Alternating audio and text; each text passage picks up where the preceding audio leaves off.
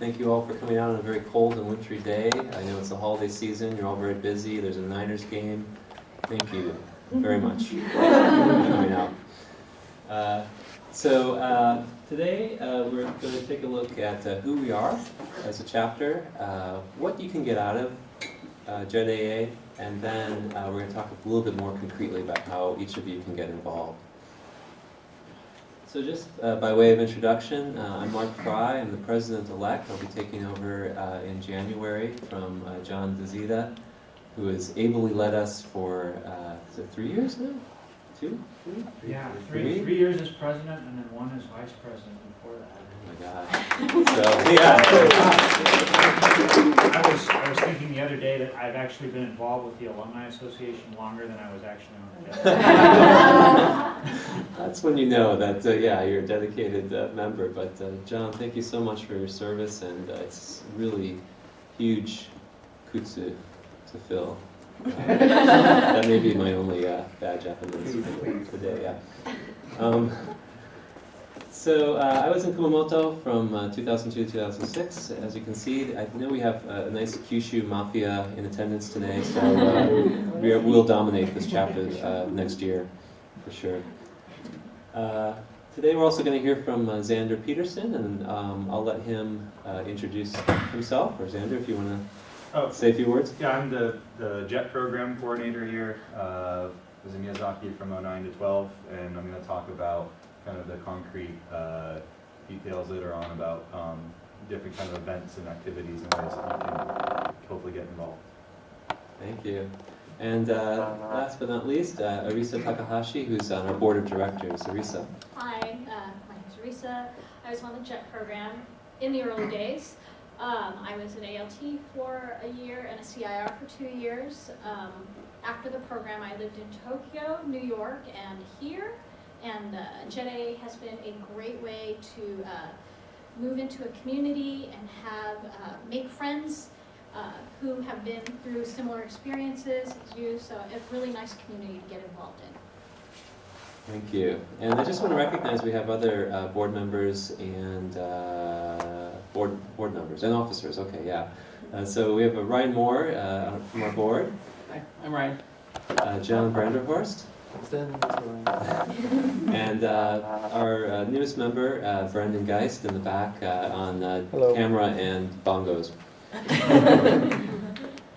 So we have a nice mix. So these are some people you might want to seek out, during the networking portion, which will be the second part of today. And I can say I got involved in JETAANC soon after I came back in 2006, and I went to the Shinenkai.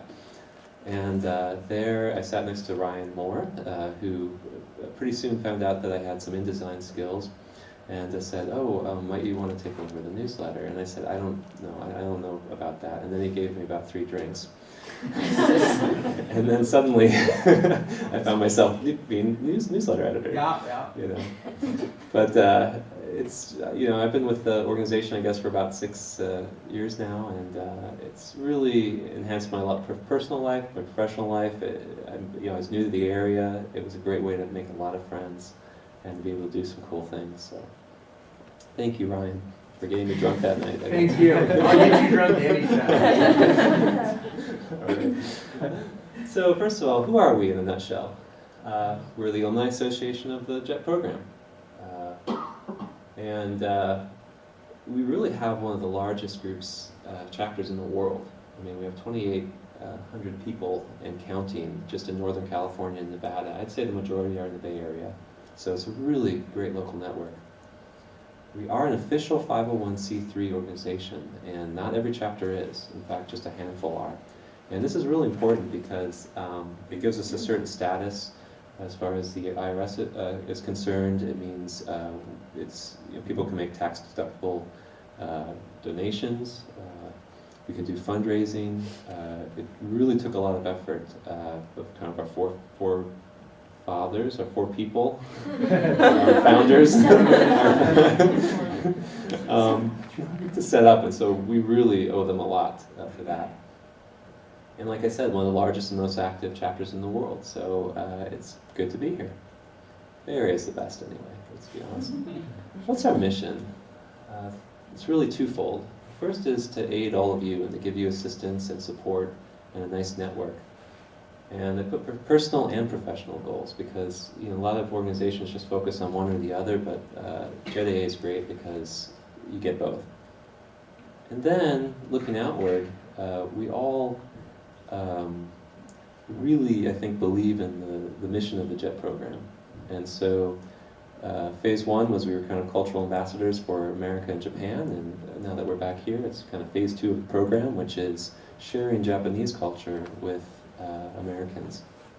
And so that's a really important part of what we try to do.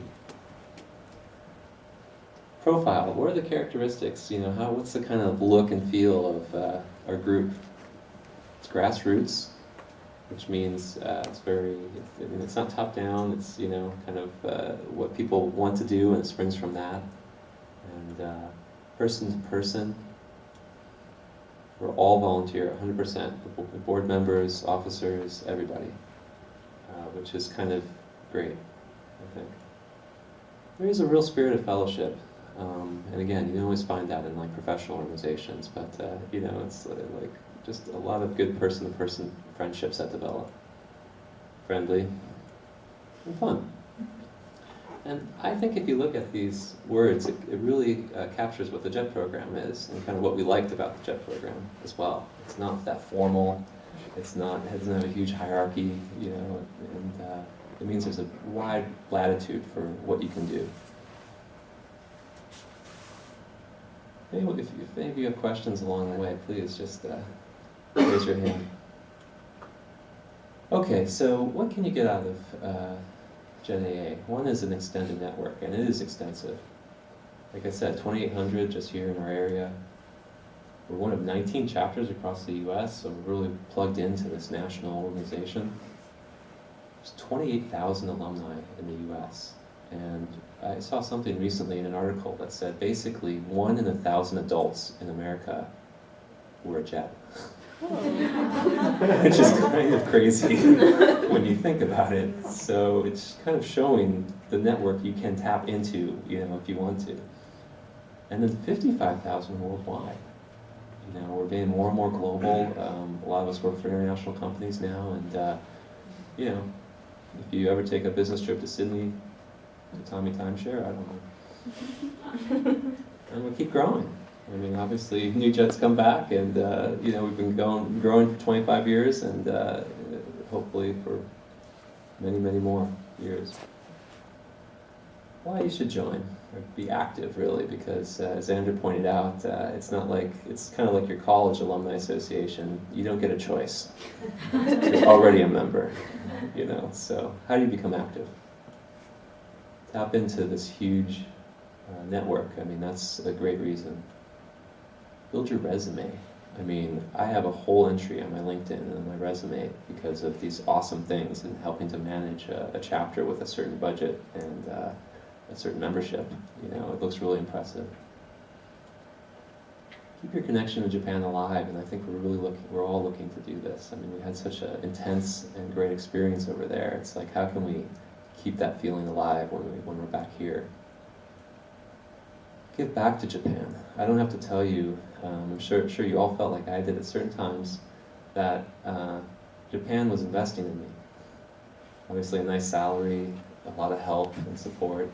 So many people put so much into us over there, and so it's just nice to have a venue and a place and a way to give back to Japan. And Japanese will never say this. I was just in a meeting at the consulate and I was talking about the investment and how we want to pay them back, and they're like, oh, no, yeah, well, of course, they're looking for us to pay them back. And you meet cool people. I mean, that may be my number one, one of my number one favorite things. All right, let's take these one by one and just kind of dive in a little bit. Tapping into this huge network. So if you think about it, you saw the numbers, but it means that our alumni are in every field, okay? And in every sector of the economy, business, private sector, public sector, nonprofit, education. And now that it's a 25-year-old program, it means some of these mature, I'll say mature alumni, Watch out. experienced alumni, seasoned, alumni. senpai. Thank you, John. Thank you. John's like our resident diplomat. Thank you. Our like CEOs, presidents, you know, they're serving on boards of directors. I mean, it's some impressive alumni superstars out there, and we'll take a look at some of those later. And a lot of us are really connected to Japan-related organizations and groups and companies. And so this is your network. Building your resume. Well, volunteer experience looks great on any resume. Employers want to see that extra little bit of service on your resume. It looks great to say, look, I project managed this initiative, or I put together this event that 200 people showed up at, and whatever. Organizational management. I'm playing a leadership role in one of the biggest nonprofits in the Bay Area. It's impressive. And then this interface with these Japan-related things in our area, again, looks great, especially if you're looking to do something in the international field or in the Japan-related field. Training, workshops, and conferences also looks great on your resume. I have a whole page of these things from JET and from JETAA. Conferences. I just got back from Minneapolis for the National JETAA conference. Very inspiring. You have the leaders of all the chapters around the country. Also looks great on your resume. A lot. And fancy titles. All right, keeping your connection with Japan alive. Obviously, it gives you a great way to participate. We're plugged into the Japanese things in our area. You get to meet actual living, breathing Japanese people, which is always fun. You're interfacing, like I said, with Japan-related organizations, and this camaraderie, is an important part of it. And then the giving back. I was raised Catholic, and so, as my brother says, guilt is the gift that keeps on giving. And I don't want to guilt you into anything, but anyway, here's some ways that you can feel like you're giving back to Japan. As I said, that is one of the funkiest ringtones I think I've ever heard. So as we talked about, phase 2 of the program. Now you're the cultural ambassador for Japan. We play an important role, and it's growing every year in facilitating business, and that is a huge return on investment for Japan. They have these people who are deeply embedded in the community. We know the etiquette. We know how to make connections. That's hugely valuable to the Japanese government and to the people of Japan and businesses. Helping one of the many, many, many Japan-related organizations in our area, assisting the consulate. All you need to do is go to a national conference, and you realize that not every chapter has a good or friendly or a relationship with their local consulate. We've always had a fantastic relationship with the consulate. And that's great. I mean, it means we're really plugged in to a lot of things. For example, later this month, they raised the Japanese flag at the City Hall here in San Francisco. We're invited. I'm invited. So anyway, there may be other things I'll invite you to, but anyway. One small example of, I got invited to the Emperor's birthday a few years back. It's like weird random things like that. But they let us have this venue to use. They host events like the Welcome Back reception, as you know, at the Consul General's house. I mean, we're just so grateful to all the support that they give us, and it's a great way that we can return the favor. 311, big one. I mean, I'll talk a little bit more about that, but honestly, this galvanized the JET alumni population. And I think we all felt at that point when it happened that we needed to somehow help out Japan. So just to kind of summarize, the JET alumni response to the disaster was amazing.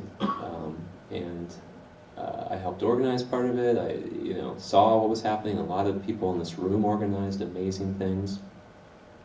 So our own chapter alone raised $17,000, which, is kind of a drop in the bucket, but still pretty impressive for an all-volunteer, scattered organization. It was the largest fundraising effort that we had ever made and the most successful one. Thank you. Yes. Our very own Canon Purdy, right here. Canon, you'll say just a brief word about Save Miyagi. Miyagi. Yeah, Save Miyagi. Sure. So I actually was there during the earthquake in Miyagi Prefecture where I did my JET time. I had gone back for graduation and arrived in my town on 3/11.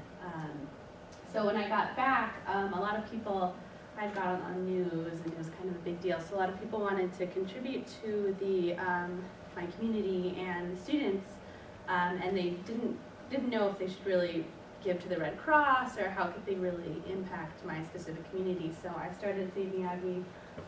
This is a small place that they could send their funds, and then in August and September of 2011 I was able to go back to my town and give about $3,000 directly to the Board of Education in my town.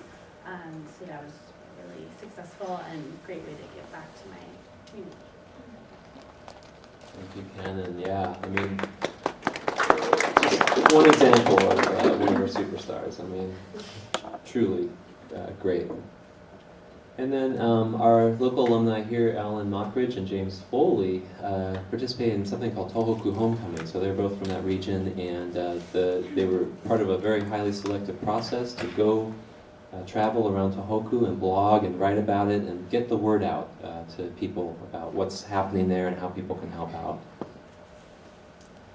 Nationally, we put together a national fund, and this really took a lot. Again, we're all volunteer, it's all in our free time, so I'm amazed that we pulled it off. But we were able to raise, close to our limit actually, as a 501c3, but $90,000 nationwide.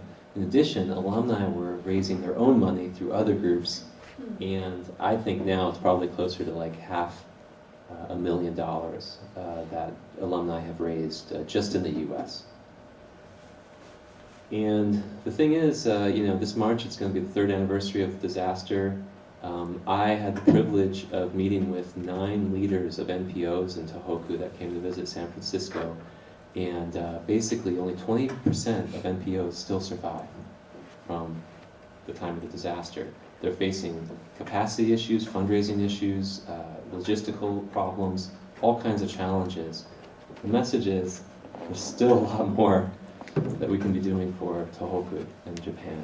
And so think about ways that you might want to get involved or start something, because it's going to be a major focus next spring. And meeting cool people, like I said, my number one favorite. We're doing amazing things.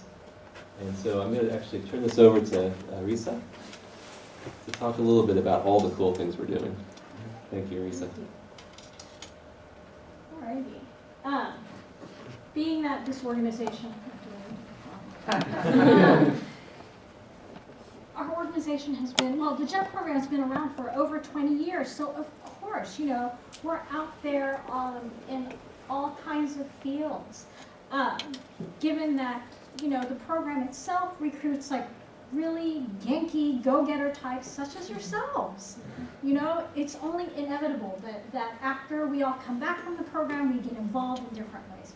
Now, I'm not going to read every single name, but you can kind of eyeball it and see that we are in the field of government, because we were kind of in a government-related kind of activity in the JET program. Education, because we were experienced in, team teaching English, or, even as a CIR, maybe going out to the community center. And of course, the main thing that we kept talking about, internationalization. So international exchange, education, and this is all just our alumni in the Bay Area. So, more cool people. Here we go. And business. I myself also am an alumni of business background. So we have people kind of, again, international experience. You have people working for all these international companies in the Bay Area.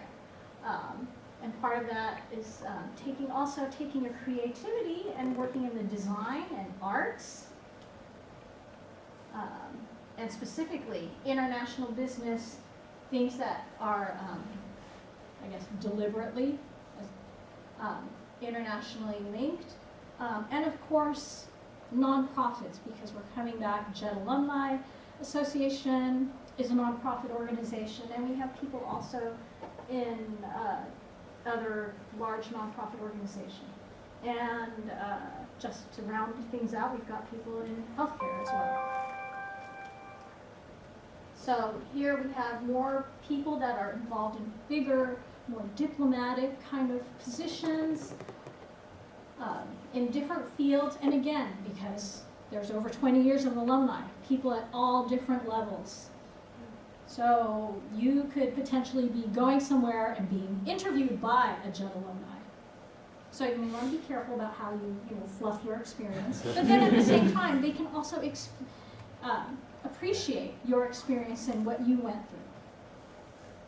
So here. Now, being part of the JET Alumni Association and also here in the Northern California Nevada chapter, as Mark said, we have a great relationship with the local consul general and the consulate staff. So we get to meet the consul general. We get to, go to their welcome or farewell when they rotate out. We get to know the consul staff. They get to know us. And all the other related Japan related organizations. Sometimes there's even JET alumni who are in key positions at these organizations. At one of the